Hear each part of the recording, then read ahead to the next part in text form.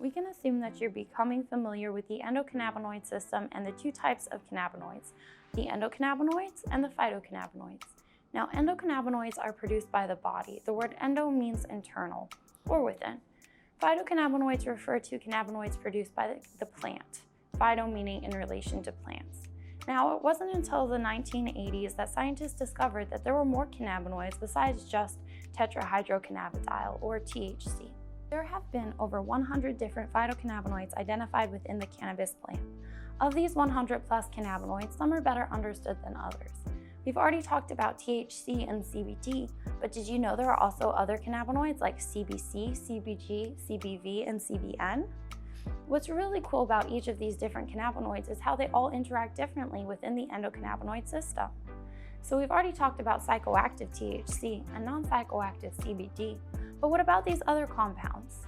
Let's shed a little light on where they all come from. The cannabinoid compounds mentioned previously are made up from cannabinoid acids produced by the cannabis plant. Some of these acids include THCA, CBDA, and CBGA, just to name a few. Essentially, when the cannabinoid acids are heated up, what happens is the A gets removed from the end of the abbreviation, or the acid is removed from the name. Now let's talk about two of our favorite and best understood cannabinoids, CBG and CBN.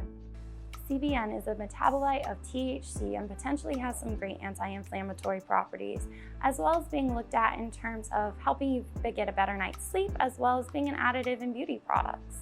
Now, we have discovered that CBN tends to be the most effective when it is used in concert with products that contain other cannabinoids as well.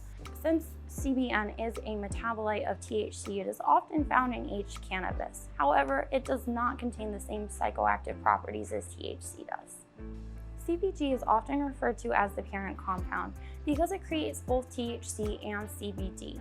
Now, because CBG is always being converted into these other compounds, it is considered a minor constituent of the cannabis plant, since most plants have around 1% or less of CBG in them.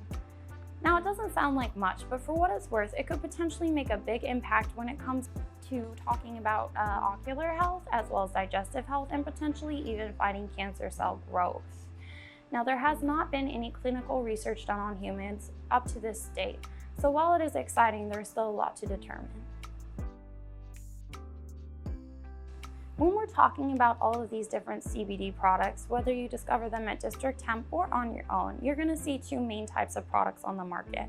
The first is going to be called an isolate product. Isolate means that it's CBD only in the product that you're purchasing. On the other hand, we also have full spectrum, where in addition to having the CBD content, you're going to have all these other cannabinoids we've discussed as well.